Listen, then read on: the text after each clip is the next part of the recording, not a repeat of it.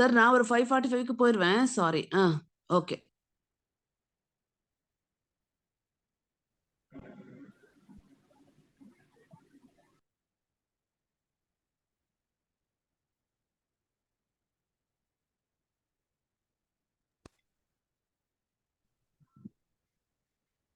Sir start பண்றீங்களா?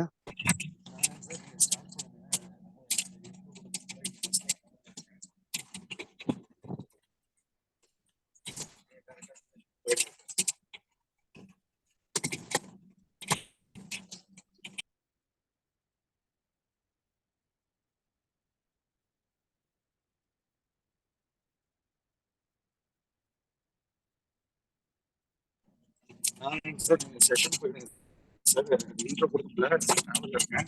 நீங்க டைரக்டா செஷன் போயிடுங்க சார்.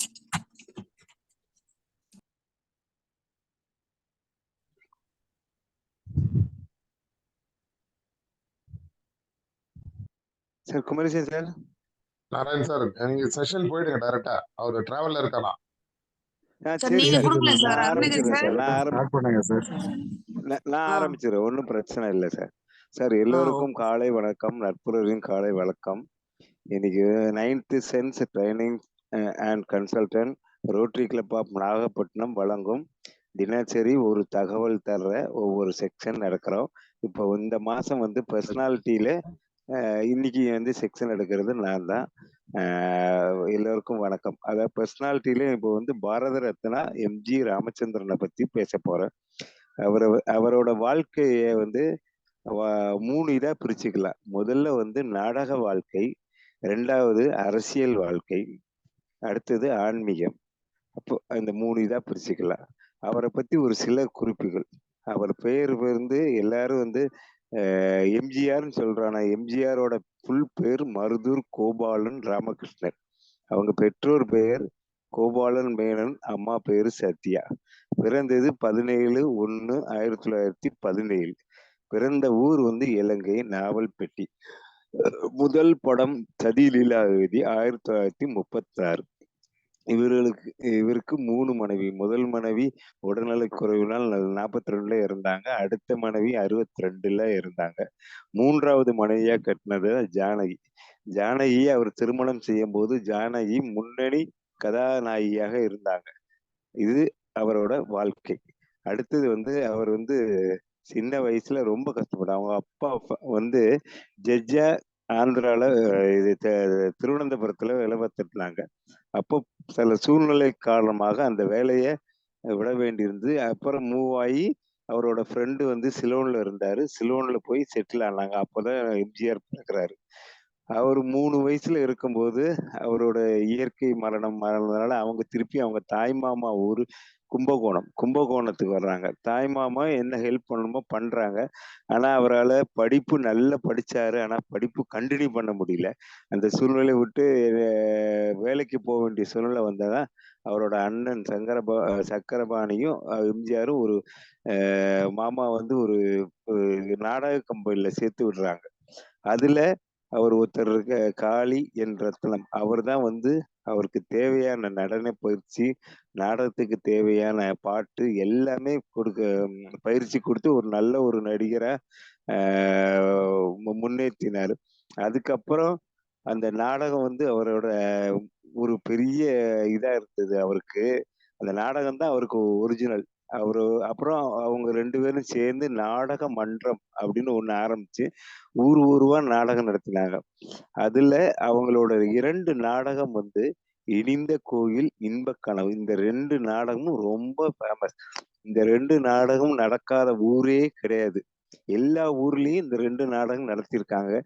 இதுதான் அவர் அடுத்த கட்ட நடவடிக்கை, அரசியலாக இருக்கட்டும், மக்கள்கிட்ட வந்து ஒரு நல்ல ஒரு நன்மதிப்பை கொடுத்தது இந்த நாடகம் பேஸ்.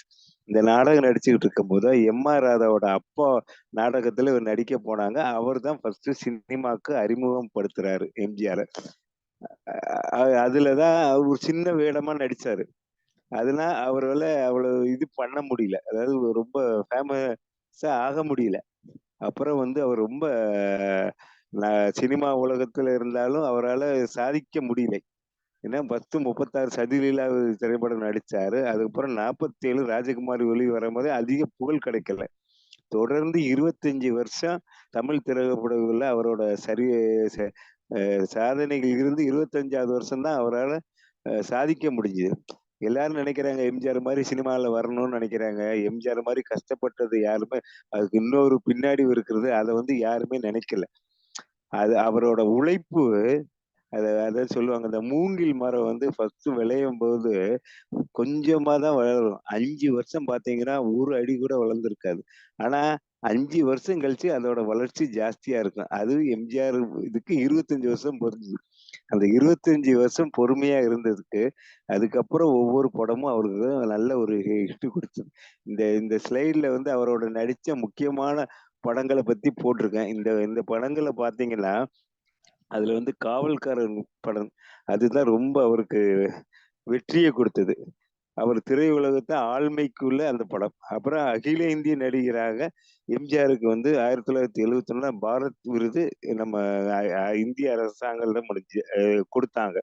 அடுத்தது அவரோட சத்யா மூவிஸ்ல ரிச்சாக்காரன் படம் தமிழ்நாட்டுல மொத்தம் 12 தியேட்டருங்கள ஓடிச்சு. 100 நாள்லேருந்து 150 நாள் ஓடிச்சு. வசூலை குவித்தது. அடுத்தது அவரோட சொந்த படம் ஒரு 4 படம் வந்து எடுத்தாரு.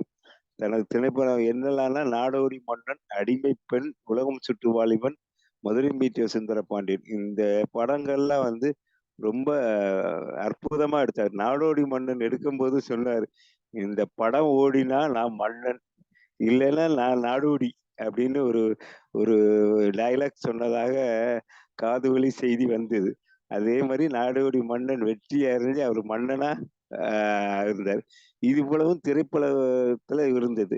இந்த திரைப்படத்திலேருந்து வரும்போது கொஞ்சம் அரசியலுக்கு வர்றாரு. அந்த திரைப்படம் வந்து நல்ல கொடிகட்டி பறந்தாரு. இருந்தாலும் ஒரு அரசியல் ஆர்வம் அவருக்கு இருந்தனால அரசியலுக்கு வரும்போது ஃபர்ஸ்ட் காந்திய பாக்குறாரு. காந்திய பார்த்தோன்னா அவர் வந்து கதர ஆடை அணிய ஆரம்பிச்சாரு. க காங்கிரஸ்ல சேர்ந்து கொள்கை பிரச்சாரமும் செஞ்சார். அதுக்கப்புறம் 1952 அறிஞர் அண்ணாவை சந்திக்கிறாரு. சந்திக்கும் போது அவரு பின்னர் திராவிட முன்னேற்ற கழகத்துல வந்து அவர் உறுப்பினராகி பொருளாளர் ஆகிறார். அப்போ திராவிட முன்னேற்ற கழகத்தை வந்து நல்ல டெவலப்மெண்ட் அவரோட பிரச்சாரத்தினால மக்கள் ஈர்ப்புத்தன்மை வந்து இந்த அவருக்கு ஒரு பொறுப்பு கொடுக்குறாங்க. 63 சென்னை மாநில சட்டசபை மேல் உறுப்பினர் ஆகிறாரு. 67 இடைத்தேர்தல்ல பரங்கிமலை தொகுதியில நின்று ஜெயிக்கிறாரு. அப்புறம் அங்க திமுகல உள்கட்சி பிரச்சனைகள் வரும்போது இவரை வந்து அந்த கட்சியை விட்டு 72ல நீக்கிறாரு.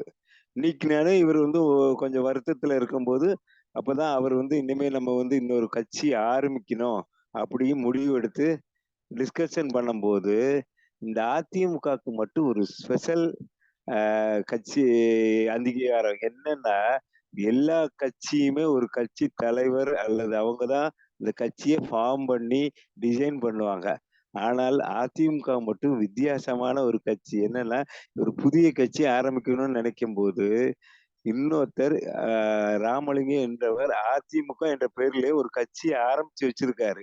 உடனே இது இவருக்கு விஷயம் வந்தோன்னா அவர் கட்சியில போய் இவர் உறுப்பினரா சேர்றாரு. சேர்ந்து அந்த கட்சியில தலைவராகிறார். அதனாலதான் இது ஏடிஎம்கேவை பொறுத்தவரை ஒரு சாதாரண தொண்டன் கட்சின்னு சொல்றாங்க. மித்த கட்சிக்கு இந்த கட்சிக்கு இதான் டிஃபரன்ஸ். அப்புறம் அந்த ஒரு நன்றி கடனுக்காண்டி அந்த ராமலிங்கம் உள்ளவருக்கு வந்து மேல் சபை உறுப்பினரை கொடுத்து அவருக்கு அங்கீகாரம் கொடுக்குறாங்க. அப்புறம் தான் இந்த கட்சி பின்னாடி அனைத்து இந்திய அண்ணா திராவிட முன்னேற்ற கழகம்னு மாறிச்சு. மித்த எல்லா ஸ்டேட்லயும் இப்போ கர்நாடகால இருக்கு, ஆந்திரால இருக்கு, தமிழ்நாட்டிலயும் இருக்கு. அங்கேயும் 1-2 எம்எல்ஏ ஆகிறார். அதனால அகில இந்திய கட்சியா மாத்தினார். ஆனா இவர் கான்ஸ்டிடியூஷன் பண்ணது ஃபுல்லா மாநில கட்சிக்கு தான் பண்ணாரு. அடுத்தது வந்து அவர் வந்து இந்த டிஎம்கே விட்டு வெளியில வந்தோடனே முதல் 97ல வந்து அபார வெற்றி பெற்று தமிழ்நாடு முதலமைச்சர் ஆகிறார். அதுக்கப்புறம் 84ல கடுமையா நோய்வாய்ப்பட்டு தேர்தல் பிரச்சாரத்துக்கு வர முடியல. அவர் வந்து அமெரிக்கால ட்ரீட்மெண்ட் எடுத்துட்டு இருக்காரு. அந்த இடத்துலயும் இருந்து ஒரு வெளிநாட்டுல இருந்து ஒரு கட்சியை நடத்தி ஒரு மக்கள்கிட்ட செல்வாக்கு இருந்தனால 84லயும் வின் பண்றாரு. தொடர்ந்து ஒரு 10 வருடமா நல்ல ஒரு ஆட்சி கொடுத்தாரு. அந்த ஆட்சி வந்து எல்லாருக்கும் பொதுவானது. ஏழைகளுக்கும் பொது, பணக்காரங்களுக்கும் பொது, இண்டஸ்ட்ரிக்கு யார்ட்டயுமே பாதகம் இல்லாம இருந்து, அவர் இறக்கும் வரை முதலமைச்சரா இருந்தாரு. அவர் மறைவுக்கு பின் அவருக்கு இந்தியாவின் உயர்ந்த விருதான பாரத ரத்னா விருது வழங்கப்பட்டது. இது அவரோட அரசியல் வாழ்க்கை. அரசியலையும் கொடி கட்டி பறந்தாரு. அதாவது எப்படி சினி ஃபீல்டுல அவர் கொடி கட்டி பறந்தாரோ, அதே மாரி அரசியல்லயும் கொடி கட்டி பறந்தார். அவரோட எண்ணம், அவர் வந்து கடவுள் நம்பிக்கை அற்ற நாத்திக கொள்கையை கடைபிடித்தாலும், அவர் வந்து கடவுள் நம்பிக்கை ரொம்ப உள்ளு. அவர் வந்து அவர் இறந்து 35 ஆண்டுகள் ஆயிப்போச்சு. இன்னைக்கு 36 ஆண்டு. ஆனாலும் அவர ஒரு தெய்வமா வழங்குற அளவுக்கு அவர் மக்கள்ட்ட ஒரு செல்வாக்கோட வாழ்ந்தாரு. அது அது அந்த ஒரு செல்வாக்கு இனிமே யாருக்கும் அந்த இடத்த வர முடியாது. அந்த அளவுக்கு ஒரு பிறப்பு, இறப்பு ஒரு சம்பவமா இருக்கலாம். ஆனால் இறப்புக்கு அப்புறம் அவர் ஒரு சதாப்தம் பண்ணணும்னு அப்துல் கலாம் சொன்னதுக்கு ஒரு அடையாளம் வந்து ஒரு எம்ஜிஆரை தான் சொல்லணும். அவர் அவ்வளவு இது பண்ணியிருக்காரு. அப்புறம் அதே மாதிரி அவர் அரசியலுக்கு வந்த பிறகு மக்களோட நாடி துடிப்பு பார்த்துட்டு அதுக்கேத்தாப்புல திட்டங்கள் நிறைய பண்ணாரு. அநேகமா அந்த டயத்துல எல்லாம் வந்து அரிசி கொஞ்சம் தட்டுப்பாடா இருந்தது அப்படின்னு சொன்னா சென்ட்ரல் கவர்மெண்ட்ல போ போராடி வாங்கி கொடுத்தாரு. ஒரு அரிசிக்காண்டி உண்ணாவிரதமே இருந்திருக்காரு. அப்போ ஒரு மாநில முதலமைச்சர் மக்களுக்கான தேவையான திட்டத்துல யாரு உண்ணாவிரதம் இருந்து வாங்கினது அது அந்த அளவுக்கு மக்களுக்கு ஒரு சொன்னாரு. அப்புறம் மித்தட்டு இந்த நம்ம கல்வி கண் திறந்த காமராஜர் வந்து மத்திய உணவு திட்டம் சொன்னாரு. அதை வந்து விரிவாக்கம் பண்ணி சத்துணவு திட்டம் கொண்டு வந்தாரு. அப்புறம் விதவை ஆதரவற்ற பெண்கள் திருமண உதவி, மகளிர் சேவை நிலையங்கள், பணிபுரியும் பெண்களுக்கு தங்கும் விடுதி, தாய்நல செயல்கள், இலவச சீருடை, இலவச காலணி, இலவச பற்பொடி வழங்குதல், இலவச பாடநூல். அதாவது குழந்தைகளை வந்து அவர் வந்து ரொம்ப ஆதரிச்சார். ஏன்னா அவரோட வாழ்க்கையில அவருக்கு வாரிசுகள் இல்லைன்னு சொன்னோட தமிழ்நாட்டுல இருக்கிற குழந்தைகளே என்னோட வாரிசுன்னு சொல்லி அந்த அவங்களோட வளர்ச்சிக்கு வந்து என்னென்ன திட்டங்கள் செய்யணுமோ அதை ஃபுல்லா செஞ்சான். அதனாலதான் மக்கள் நீங்காத தலைவர். 3 எழுத்து மந்திரம் சொன்ன மாதிரி 3 எழுத்து எம்ஜிஆர்னு சொன்னா மக்களுக்கு ஒரு ஒரு செல்வாக்கோட இருந்தாரு. அடுத்ததாக அவர் வந்து ஆன்மீகம் ஆன்மீகம் சொன்னா அவருக்கு வந்து பிடித்தமான ஒரு இறை நம்பிக்கை உள்ள கோயில் வந்து மூகாம்பி கோயில். மூகாம்பி கோயில் மாதம் ஒரு தடவை வந்து போயிட்டு வருவாங்கன்னு சொல்லியிருக்காங்க. மூகாம்பிகை கோயிலுக்கு நிறைய பண்ணியிருக்காங்க. அடுத்து நம்ம தமிழ்நாட்டுல வந்து திருச்சி. இந்த திருச்சி ஸ்ரீரங்கம் கோவில் வந்து ஒரு முக்கியமான கோவில். அது ஒரு 400 ஆண்டுகளாக அந்த ஒரு கோபுரம் வந்து சிதலடைஞ்சு அதை கட்ட முடியாமே இருந்தது. அதை 44 ஜியரோட இணைந்து அந்த கோபுரத்தை கட்டணும்னு முடிவு எடுக்கிறாங்க. அதுல வந்து அரசாங்கம் சார்பா மற்றும் தனிநபர்களோட கான்ட்ரிபியூஷனோட அந்த கோயிலை கட்டி முடிச்சாரு. 79ல தொடங்கினாரு. 8 ஆண்டுகள்ல 13 நிலைகளோட 13 கலசங்களோட 236 அடியில அந்த கோயிலோட கோபுரத்தை கட்டி முடிச்சாரு. 1987 கட்டி முடிக்கப்பட்டது. இதுல வந்து ஒவ்வொரு நிலைகளுக்கும் ஒவ்வொரு ஸ்பான்சர் இருந்தாங்க. அப்போ ஒரு நிலையை வந்து இளையராஜா, இசைஞானி இளையராஜா வந்து கட்டி கொடுத்தாரு ஆன்மீகத்துக்காண்டி.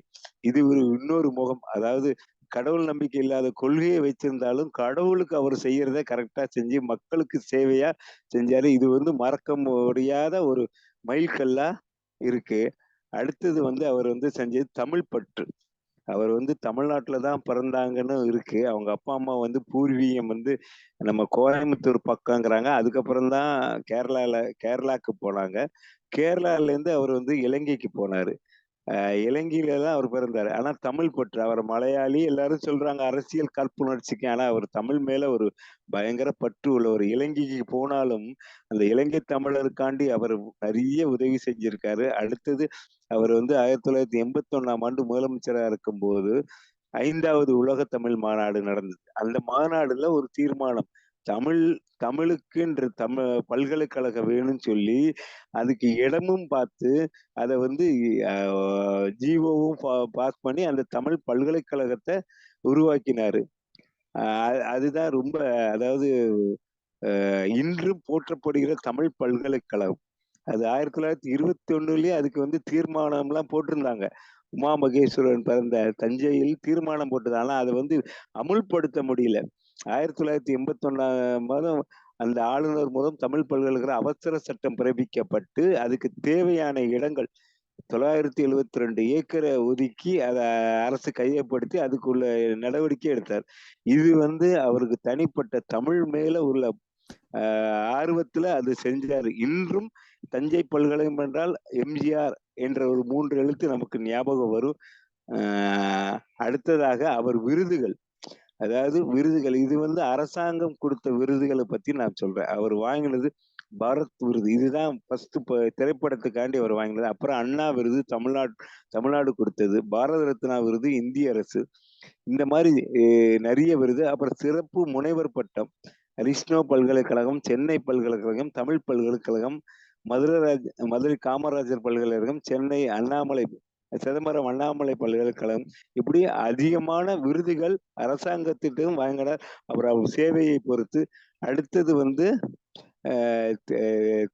திரை படங்கள் சேவைக்காண்டி கொடுத்த பட்டங்கள், அதாவது இதயக்கனி, இது வந்து ரொம்ப பெருஞ்ச அண்ணாவா கொடுத்தது இதயக்கனி.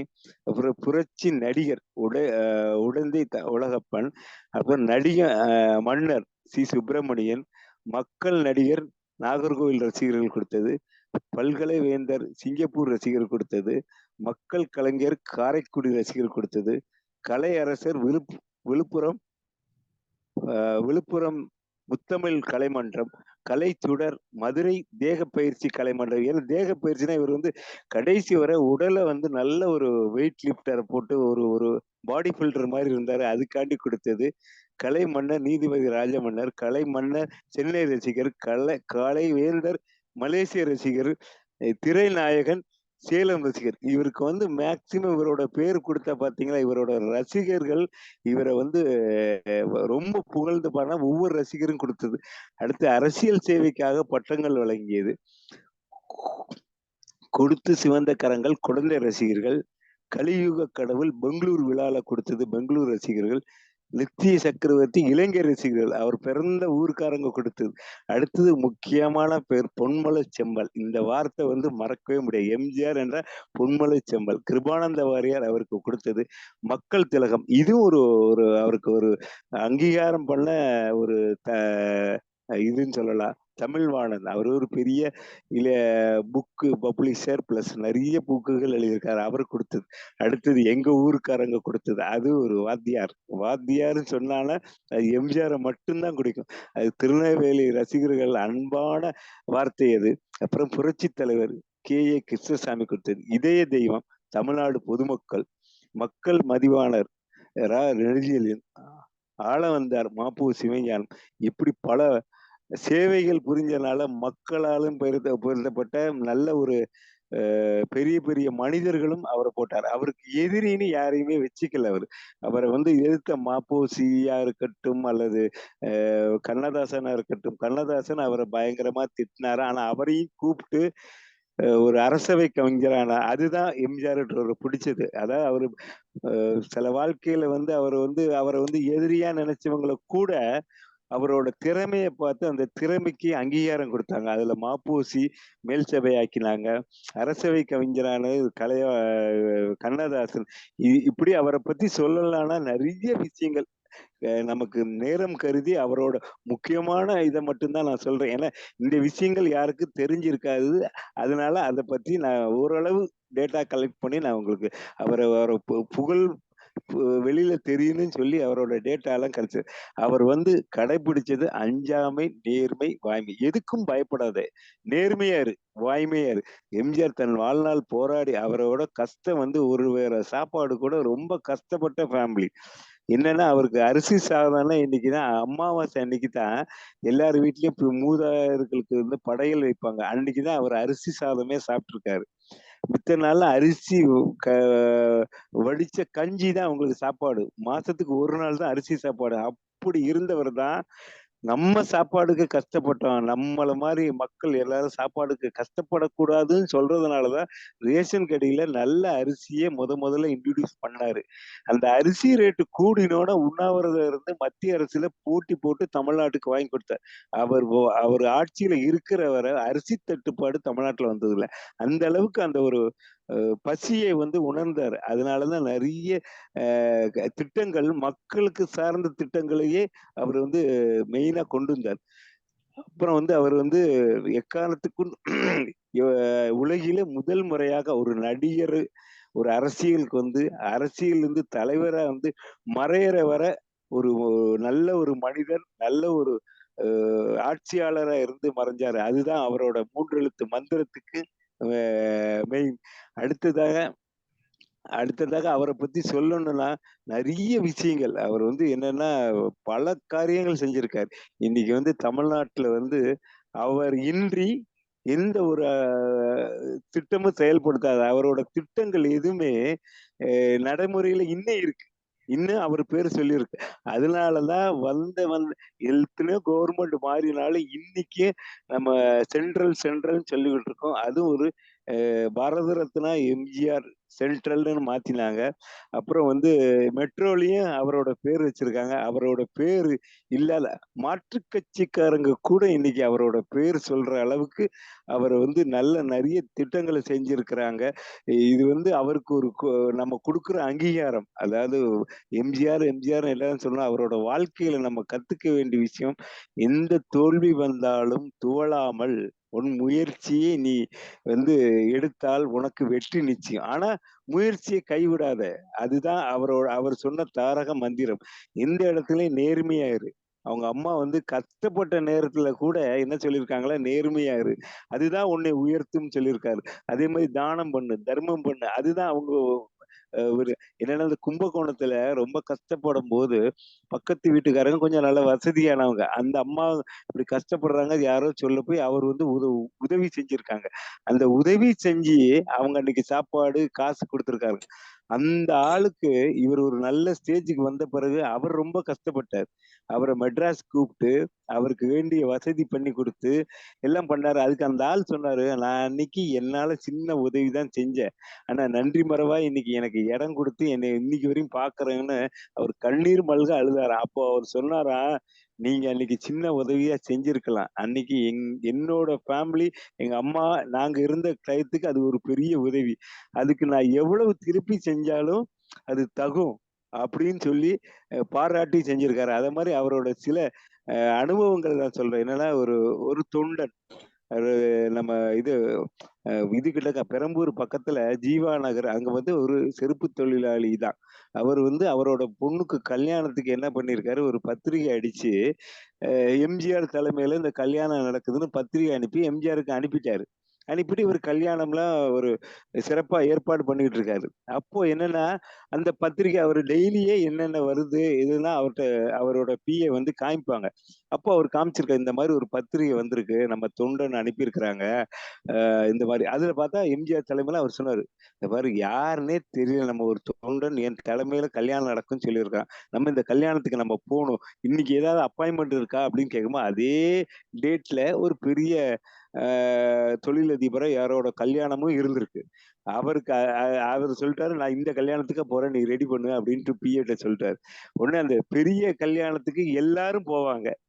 ஏன்னா எல்லா பெரிய பெரிய ஆட்கள் போவாங்க. ஆனா இந்த கஷ்டப்பட்டு நம்மளோட தொண்டனா இருக்கிற கல்யாணத்துக்கு யாரும் போக மாட்டாங்க. நான் போகணும்னு இவர் தொண்டனுக்கு போனா மறுநாள் போலீஸ் ஒரு சிஎம் போறாங்கன்னா போய் இன்ஸ்பெக்ஷன் பண்ணுவாங்க, எல்லாம் பண்ணுவாங்க. அப்போ போய் அங்க போய் பார்த்துருக்காங்க. அது ஒரு சின்ன குடிசையில தான் பந்தல் போட்டிருக்கு. அங்க போய் விசாரிக்கிறாங்க போலீஸ், இந்த மாதிரி நாளைக்கு சிஎம் வரப்போறாங்க, என்னன்னு. சிஎம் வரப்போறாரா, எப்படி வருவாருன்னு அவன் கேட்டிருக்கான். அவனுக்கே நம்பிக்கை இல்லை. ஆனால் அந்த அந்த அந்த டயத்துக்கு சிஎம் போனாரு. போய் தாலி எடுத்து கொடுத்து அந்த எளிமையான கல்யாணத்தை ஒரு முதலமைச்சரா இருந்து பண்ணாரு. அந்த அந்த தொண்டனுக்கு அவ்வளவு ஒரு திருப்தி. அப்ப சொன்னாரு, செஞ்சு எல்லா வசதியும் பண்ணி குடுத்துட்டு வந்தாரு. அதான் மக்கள் தலைவர்ன்னு சொல்லுது. உண்மையில மக்கள் தலைவர் வந்து எந்தெந்த இடத்துல உறுதியா ஒரு நல்ல ஒரு இத எடுக்குறாரோ, அதுதான் மக்களோட ரீச் ஆகும். இத மாரி நெறைய சம்பவங்கள் சொல்லலாம். அவரோட இது. ஏன்னா நெறைய பேர படிக்க வச்சிருக்காருன்னு சொன்னாங்க. அந்த விஷயங்கள் வெளியில தெரியவே தெரியாது. அவர் சம்பாதிச்ச எல்லாமே மக்களுக்கே திருப்பி குடுத்துருக்காரு. இன்னைக்கு ராமாவரம் தோட்டத்த பார்த்தாலும் சரி, அதோட அந்த இடத்துல வந்து காது, கண் தெரியாத மாற்றுத்திறனாளிக்காண்டி அந்த இடத்த குடுத்துருக்காரு. அப்புறம் சத்யா பஜார்ன்னு ஒண்ணு இருக்கு. அந்த பஜார் வருமானத்தையும் வந்து ஒரு ட்ரஸ்ட்டுக்கு குடுத்துருக்காரு. அவரோட சொத்து எதுவுமே அவர் வாரிசுகளுக்கு குடுக்கல.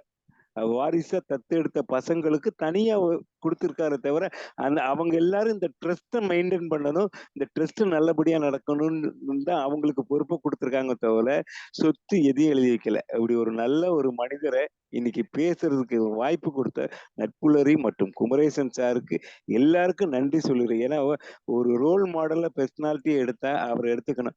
நான் வந்து அவர எடுத்திருக்கேன். என்னன்னா, அவர் செஞ்ச உதவிகள் நான் என்னால முடிஞ்ச அளவு கல்வி சேவையோ அல்லது பண சேவை யார் கஷ்டப்பட்டாலும் நான் வந்து உதவி செய்கிறேன். இந்த இந்த நட்பு அவர்ட்ட இருந்து நெறைய அவர்ட்ட சில குணங்கள், தீய குணங்கள் இருந்ததாக அறியப்படுகிறது. ஆனால் அது நமக்கு தேவையில்ல. ஒரு மனிதனோட நல்ல பழக்கம். நம்ம அன்னப்பறவையா இருப்போம். அன்னப்பறவை எப்படி பாலையும் தண்ணிய விட்டா பால மட்டும் உறிஞ்சுகிறது. அது மாரி எம்ஜிஆர் என்ற 3 எழுத்து மன்னன பத்தி அவரோட நல்ல காரியங்கள் நெறைய இருக்கு. அதை எடுத்து நம்ம வாழ்க்கைகளை செம்மைப்படுத்தினால் நம்மளும் முன்னேறுவோம், சமுதாயம் முன்னேறும். இந்த ஒரு வாய்ப்பு குடுத்த எல்லா நல்ல உள்ளங்களுக்கும் நான் நன்றிய தெரிவிச்சுக்கிறேன். இன்னைக்கு இந்த இதுக்கு வந்த எல்லாரையும் நன்றி தெரிவிச்சு, இந்த உரையை இதோட முடித்துக் கொள்கிறேன். ரொம்ப நன்றி சார். ரொம்ப நன்றி சார்.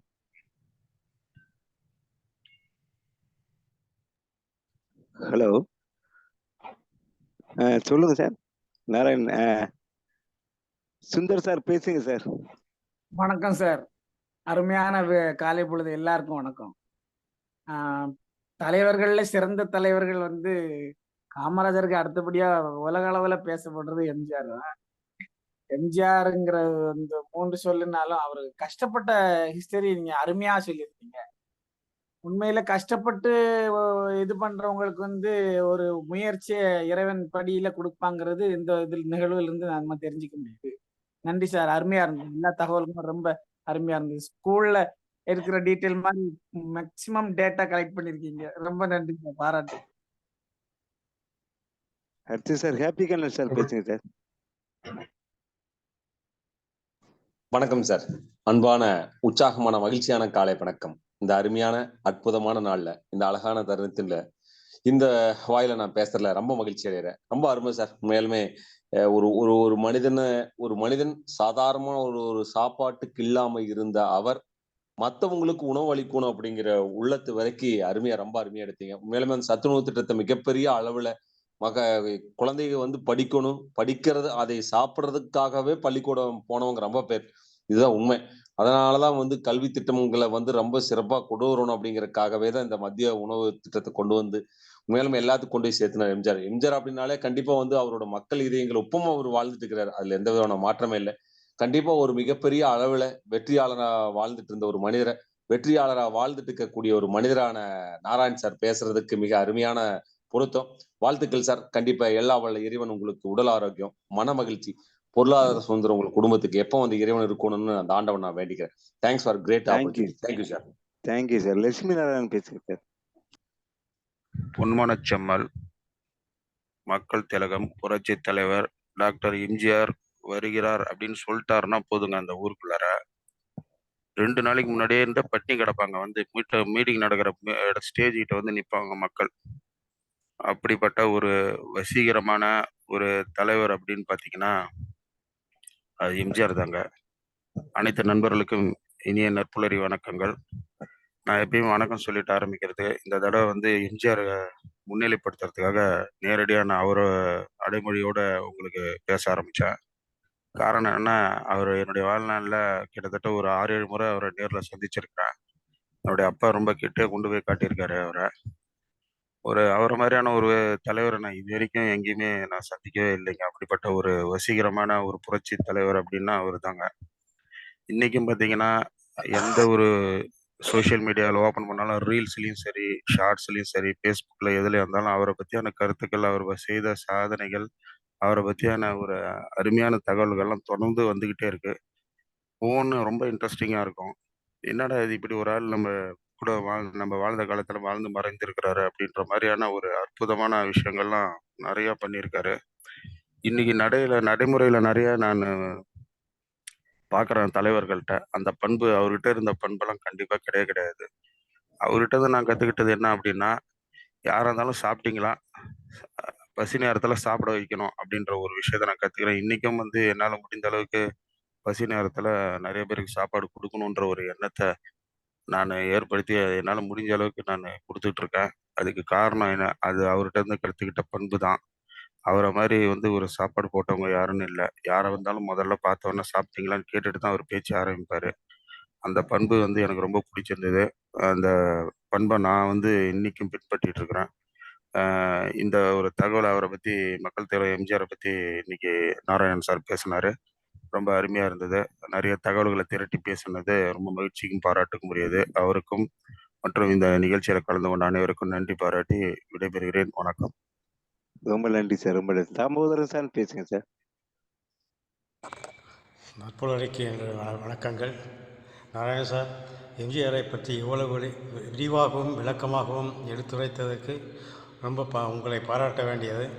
எம்ஜிஆர் என்ற 3 எழுத்து தான் தெரியுமே தவிர, மக்கள் திலகம், கிருபானந்த வாரியார் அவருக்கு கொடுத்த பட்டம் அனைத்தையும் இன்று விளக்கமாக எடுத்துரைத்ததற்கு உங்களுக்கு ரொம்ப நன்றி சார். நன்றி. அது தானாக சேர்ந்த கூட்டம். இப்பொழுது எல்லோரும் காசு கொடுத்து சேர்க்கின்றார்கள். அவர் கூட்டம் என்றால் மக்கள் திரண்டு வருவார்கள். அமர்வதற்கே இடம் இருக்காது. அவரை பார்க்கவே முடியாத சூழ்நிலைகள்லாம் கூட்டத்தில் இருந்திருக்கின்றது. ஆனால் எம்ஜிஆர் ஒரு புகழ்பெற்ற மாமனிதர். வணக்கம் சார். நன்றி. ரொம்ப நன்றி. ரொம்ப நன்றி சார். சிவபாலன் சார் பேசுங்க சார். அனைவருக்கும் இனிய சார், அனைவருக்கும் இனிய காலை வணக்கம்.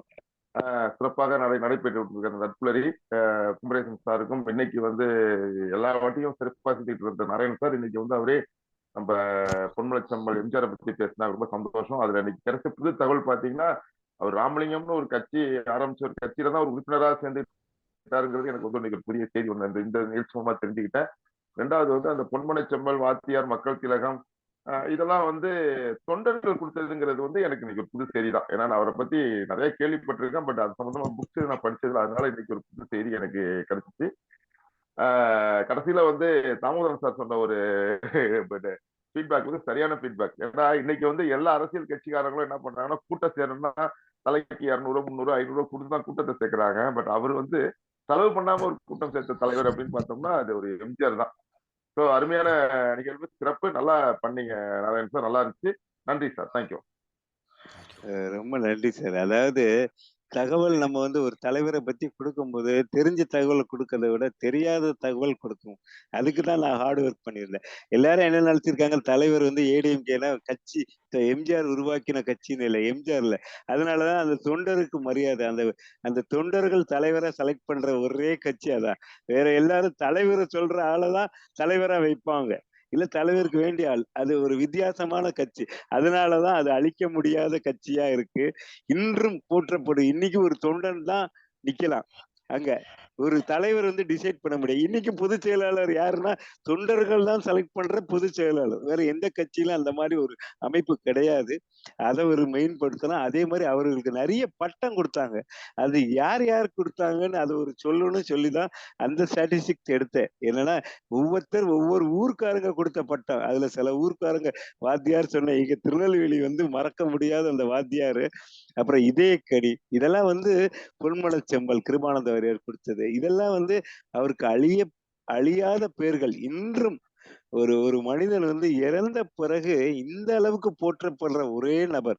அவர் இறந்த நாளா இருக்கட்டும், பிறந்த நாளா இருக்கட்டும், இன்னைக்கு ஒரு கிராமத்துல பாத்தீங்கன்னா அவங்க அப்பா அம்மா இறந்தா எப்படி ஒரு கொண்டாடுவாங்களோ அந்த மாதிரி இன்னைக்கு ஒரு படத்தை வச்சு, ஒரு வெத்தலை பாக்க வச்சு, ஒரு அன்னதானம் பண்ணி, அவர் அன்னதானம் தான் பண்ணாரு. அவரு ஒரு படத்திலே சொல்லியிருப்பாரு, வந்து எந்த கொடி கட்சி கொடி பறந்தாலும் சரி, எந்த நாட்டுக்கொடி பறந்தாலும் சரி, இந்த அன்னக்கொடி பறக்கணும். அதுதான் என்னோட தேசம் வந்து அது அந்த காலத்து சித்தர்கள், முனிவர்கள் சொன்னத அப்படியே லைவா இதுக்கு ஏத்தாப்புல மாத்தினாரு.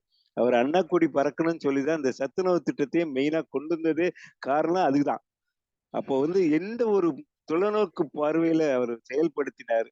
ஆனா அவரெல்லாம் வந்து மறந்துட்டாங்க. இன்னைக்கு வந்து நெறைய பேர் வந்து அவர் செஞ்ச உதவிகள், அதெல்லாம் வந்து கன்டின்யூ பண்ணா, இன்னைக்கு வந்து நம்ம தமிழ்நாட்டுல வந்து ரொம்ப வேலையில்லா திண்டாட்டம் எல்லாமே காரணம். அதுக்கு வந்து நல்ல ஒரு செயல்படுத்துற திட்டங்கள் வந்ததுன்னா, இன்னும் வந்து அவர போற்றணும். அவர் 100ஆண்டு விழா சிறப்பா கொண்டாடினாங்க. மாற்றுக் கட்சியா இருக்கிற மதிமுக வைகோ அவர்களே, எம்ஜிஆர பத்தி ஒரு 1 ஹவர் பேசினார். ஆனா ஆக்சுவலா அவர் உயிரோடு இருக்கிற வரை எதிர்த்த நபர். ஆனா அது இறந்த பிறகு அவர் கூட நான் வந்து எதிரியாவே இருந்த அவரோட இதா பார்க்கலன்னு சொல்லி அந்த 100ஆண்டு விழா கொண்டாடும்போது அவர் வந்து ஒரு நிறைய விஷயங்கள் பகிர்ந்து கொண்டார். அந்த மாதிரி ஒரு நல்ல ஒரு மனிதர். அவரை வந்து நம்ம இன்னைக்கு என்னோட சார்பா அவரை நினைவுபடுத்துறதுக்கு ஒரு வாய்ப்பு கொடுத்தாங்க. அது ரொம்ப நன்றி. தேங்க்யூ. நாளைக்கு வேற ஒரு நபருடன் வேற ஒரு நாளைக்கு வந்து சிறப்பு நிகழ்ச்சி நம்ம திருமூர்த்தி சார் புரட்சி தலைவி அம்மாவை பத்தி பேசுறாங்க. நான் இன்னைக்கு புரட்சி தலைவரை பத்தி பேசியிருக்கேன். நாளைக்கு புரட்சி தலைவி அம்மாவை பத்தி அவங்களோட ஆளுமை, அவங்களோட பெர்சனாலிட்டி அதை பத்தி இருக்கிறாங்க. ரொம்ப நன்றி. தேங்க்யூ. எல்லாருக்கும் நன்றி. இத்துடன் நன்றி. நிகழ்ச்சி முடிச்சுக்கு. ஓகே. Thank you sir.